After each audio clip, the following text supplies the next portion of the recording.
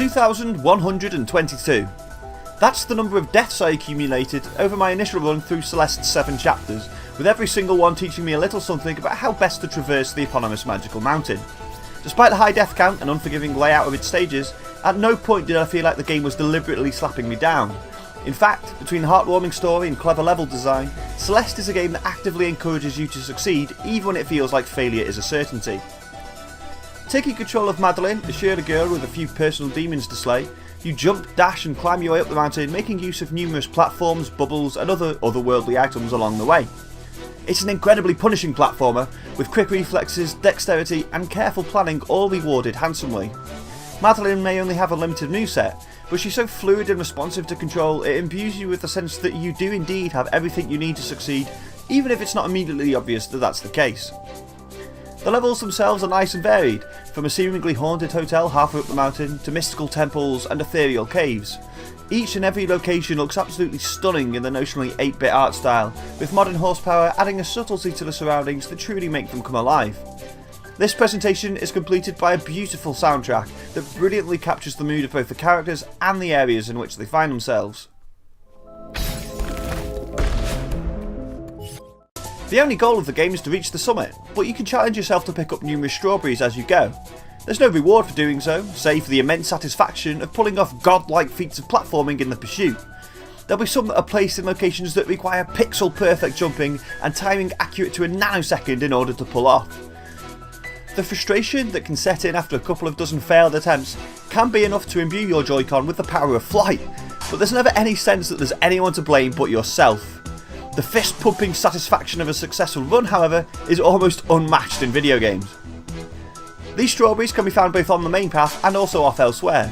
Occasionally you'll have to explore to find a key or two to progress as well. Although it's still very much a platformer, this does have a slight Metroidvania vibe to one or two areas, which the game pulls off with aplomb. Celeste's other main strength is its narrative.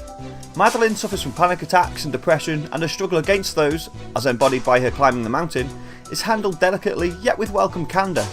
It's a subject matter rarely tackled in a video game, and on the face of it, a hard-as-nails platformer seems like an odd vehicle for such a story. Yet finding the will to go on when it seems hopeless, and finding some way to be undeterred by failure, is arguably the perfect metaphor.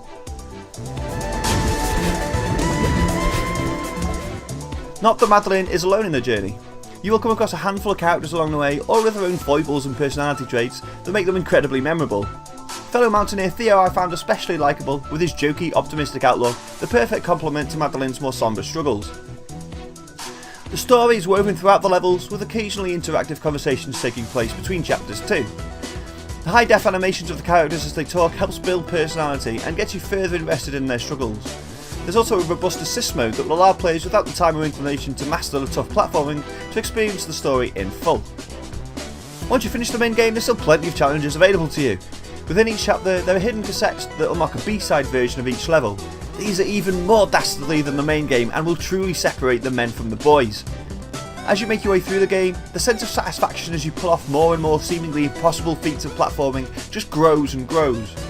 When completing an area, the feeling is never one of relief, but always one of accomplishment. In much the same way as people would brag about their playtime in Breath of the Wild last year, in Celeste you learn to take pride in your death count. There's plenty of challenge here for those that want it, and with the menus cataloguing both your deaths and playtime, the speedrun community will find plenty to keep them happy too. Celeste is a meticulously crafted action platformer with every well-oiled aspect of it coming together to form one glorious whole. The gorgeous presentation, finely balanced control mechanics, superlative level design and beautiful soundtrack would make this a worthy purchase on their own. But with a compelling and uplifting narrative woven throughout, Celeste is elevated from being a great game to a superb one. 5 stars.